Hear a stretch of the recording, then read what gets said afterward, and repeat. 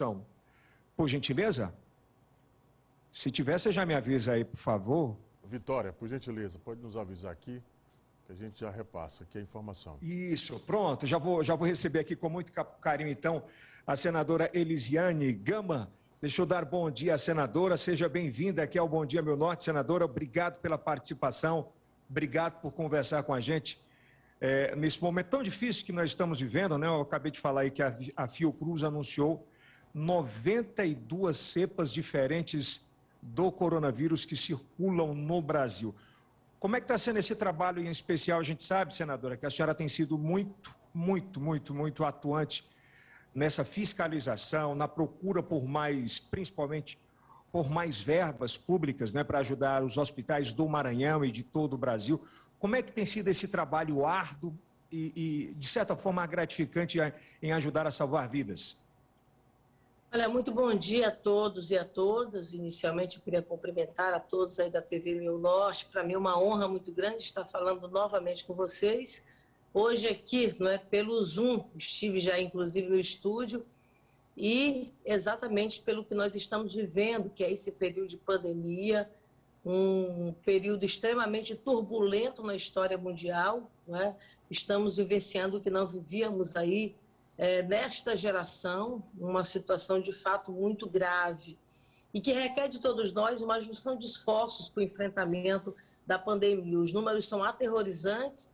O Brasil, infelizmente, está capitaneando aí recordes mundiais, né? Estamos chegando aí a quase 4.000 mortes diárias, então algo realmente avassalador e que é desafiador ao mesmo tempo. Você lembrou muito bem aí a notícia da Fiocruz, quase 100 cepas, é algo desafiador, Brasil, né? Porque, exatamente, porque você teve a vacina e tem a vacina hoje, infelizmente no Brasil, de forma muito lenta, mas ela está sendo aplicada. Nós temos hoje no Brasil algo em torno de exatamente 8,9% da população brasileira imunizada. E, ao mesmo tempo, esses que estão imunizados, fica-se sempre um olhar muito atento para eles, porque, por conta das cepas, a gente não sabe se há uma efetividade plena das vacinas que realmente estão sendo aplicadas hoje no Brasil. Então, é algo que, para os cientistas, não é?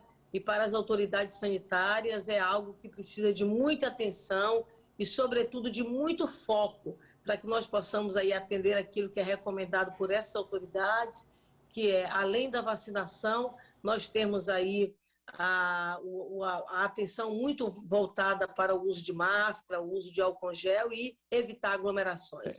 Senador, então, na verdade...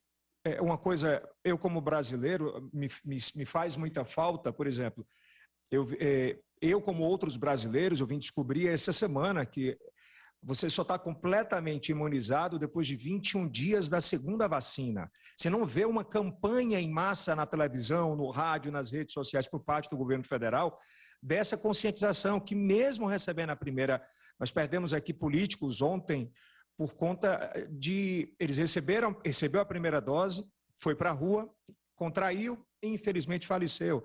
Então faz falta, há uma cobrança muito forte por parte do Senado nisso também, não é? Perfeito. Eu tenho trabalhado muito exatamente a defesa da campanha de vacinação.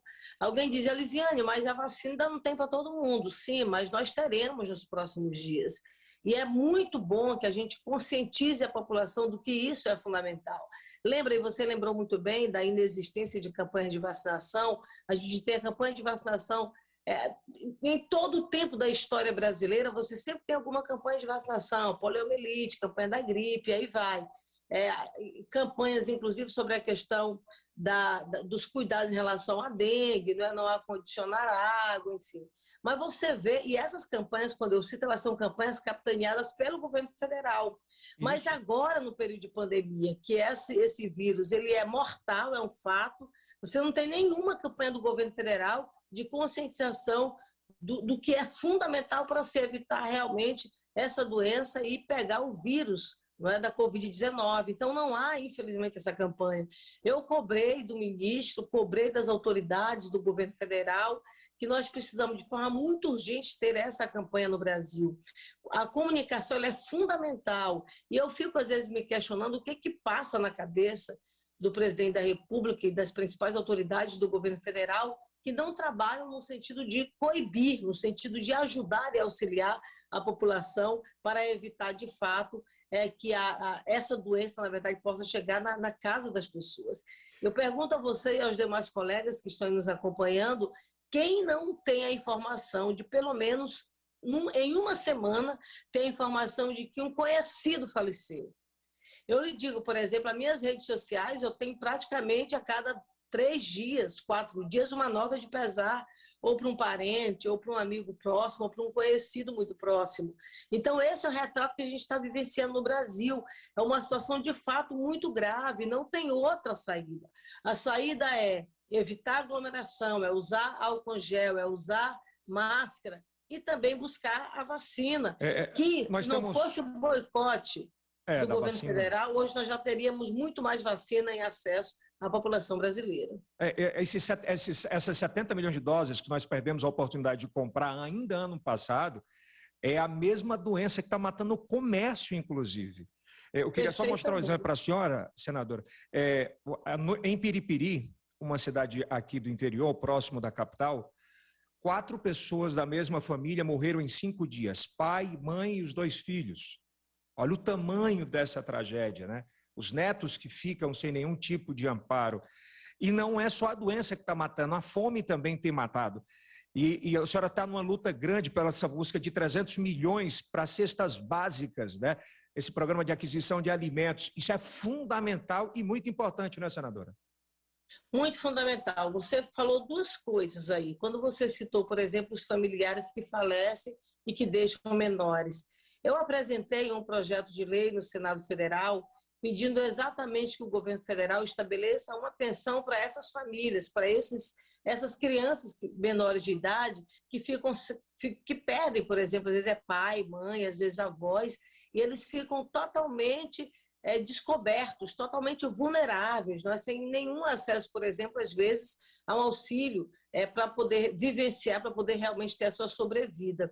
Eu apresentei um projeto de lei lá atrás, eu fiz inclusive uma emenda, infelizmente o presidente da República vetou esse projeto de lei e nós insistimos, apresentamos mais uma vez para dar de fato atenção a essas pessoas.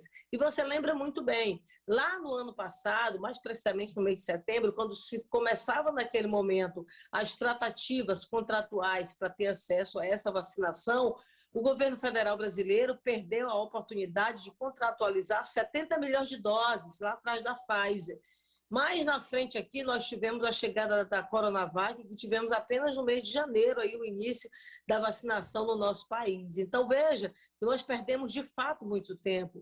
A gente sonha e espera que até o mês de junho nós já teremos aí metade da população brasileira imunizada, mas nós já poderíamos hoje estar com 30% ou 50% da população.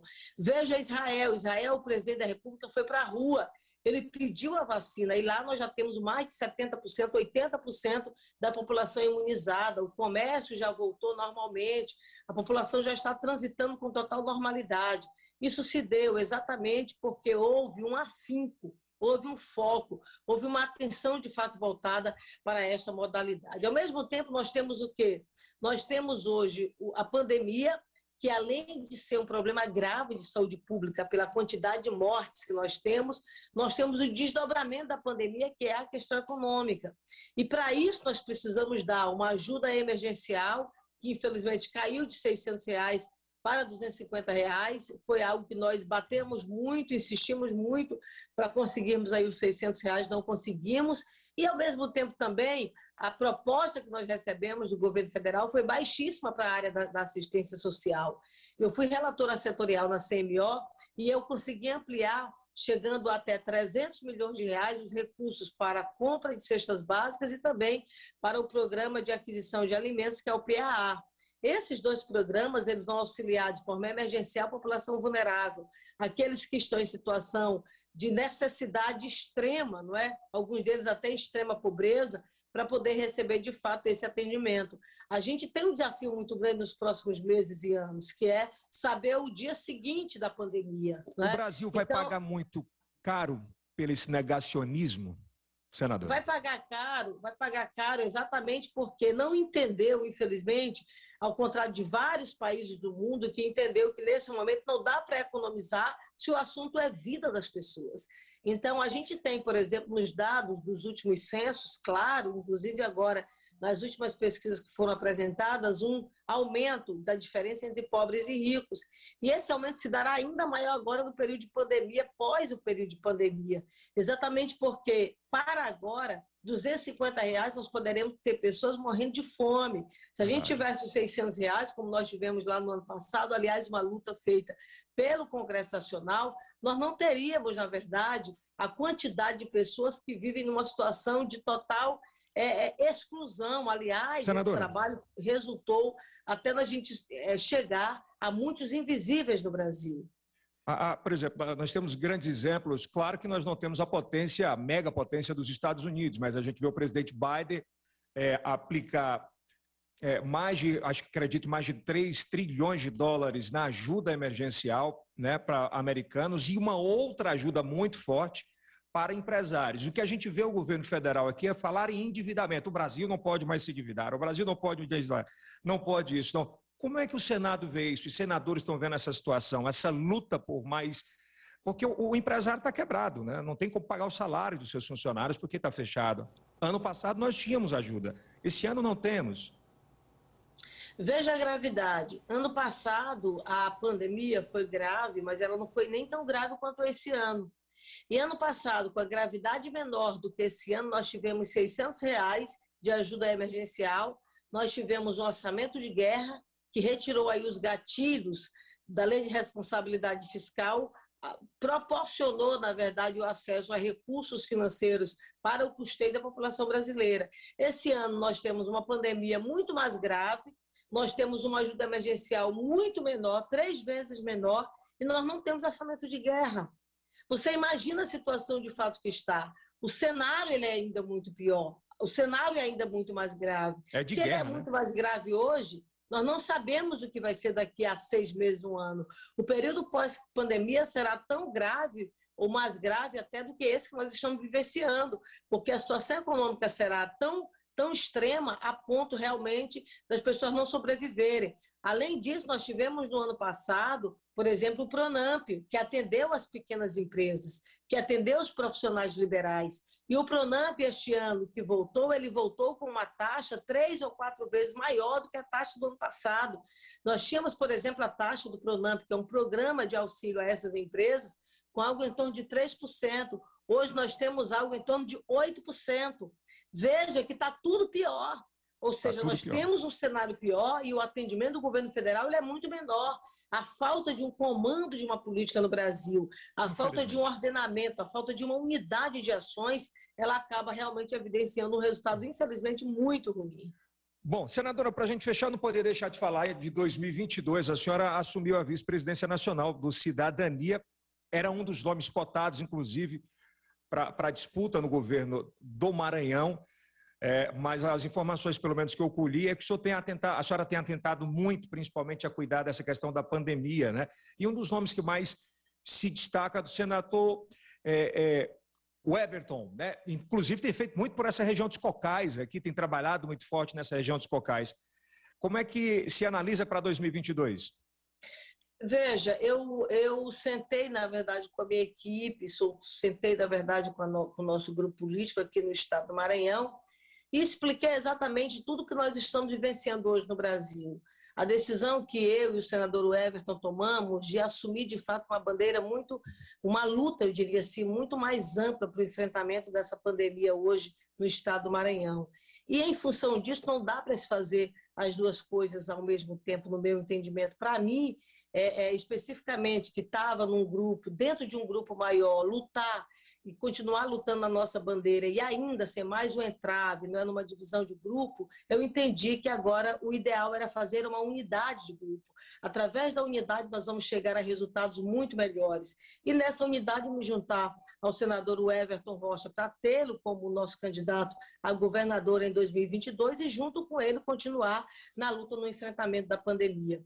O senador Everton Rocha tem feito um trabalho muito intenso, tem juntado muitas forças nesse objetivo, na busca e na ampliação da vacina no estado do Maranhão e também nessas ajudas emergenciais para que nós possamos fazer o atendimento econômico. Então, eu entendi que juntar as forças era o ideal para que nós pudéssemos, na verdade, dar uma atenção ao Estado do Maranhão. Então, nesse sentido, eu recuei da minha candidatura em 2022 e decidimos fazer o apoiamento ao Everton e, junto com ele, continuar na defesa e na luta por dias melhores do nosso Estado, sobretudo aí em alternativas para o enfrentamento da pandemia no Estado do Maranhão. Senadora, que dias melhores virão e obrigado por lutar pelo povo mais pobre do Brasil. É isso que a gente precisa. Só sabe quem precisa, quem não consegue colocar comida na mesa. Senadora, muito obrigado pela participação. Seja sempre bem-vinda.